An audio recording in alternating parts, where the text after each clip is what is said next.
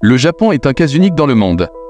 C'est le seul pays asiatique qui a réussi à résister à la domination coloniale des puissances européennes et américaines au XIXe et au XXe siècle.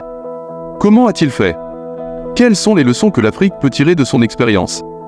Comment l'Afrique peut s'inspirer de l'histoire du Japon pour se libérer de l'impérialisme occidental et se développer économiquement, technologiquement et politiquement? C'est ce que nous allons voir ensemble dans cette vidéo.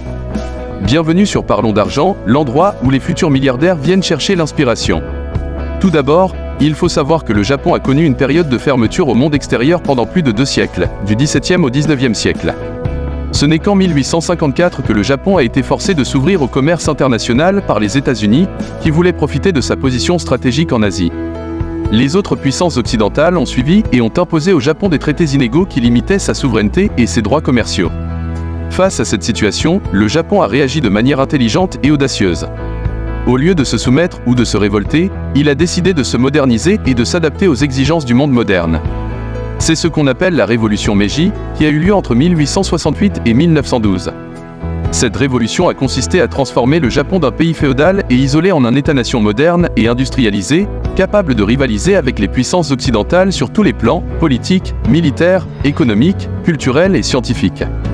Pour réussir cette transformation, le Japon a adopté plusieurs stratégies. Il a envoyé des étudiants, des diplomates et des experts à l'étranger pour apprendre les sciences, les techniques, les institutions et les valeurs occidentales. Il a aussi invité des conseillers étrangers au Japon pour former ses élites et ses travailleurs. Il a réformé son système politique en abolissant le régime féodal et en instaurant une monarchie constitutionnelle inspirée du modèle allemand. Il a aussi créé un parlement élu au suffrage censitaire et un système juridique moderne. Il a développé son économie en encourageant l'industrialisation, le commerce extérieur, l'agriculture moderne et l'éducation publique. Il a aussi créé une monnaie nationale, une banque centrale, un système fiscal et un réseau de transport et de communication. Il a renforcé son armée en modernisant son équipement, sa formation, sa discipline et sa stratégie. Il a aussi créé une marine de guerre puissante qui lui a permis de contrôler les mers d'Asie. Il a affirmé sa culture en préservant ses traditions, sa langue, sa religion et son art. Il a aussi assimilé les éléments occidentaux qui lui semblaient utiles ou intéressants, comme l'écriture latine, la musique classique ou le baseball. Grâce à ces stratégies, le Japon est devenu une grande puissance en Asie et dans le monde.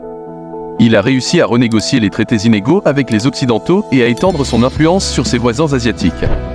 Il a remporté plusieurs guerres contre la Chine, 1894 à 1895, la Russie, 1904 à 1905, et la Corée, 1910, qu'il a annexée.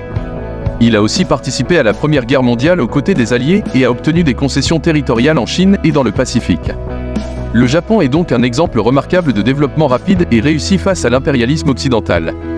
Mais il est aussi un exemple controversé, car il est devenu lui-même un impérialiste agressif et brutal, qui a commis de nombreuses atrocités en Asie, notamment pendant la Seconde Guerre mondiale, où il a été vaincu et occupé par les États-Unis.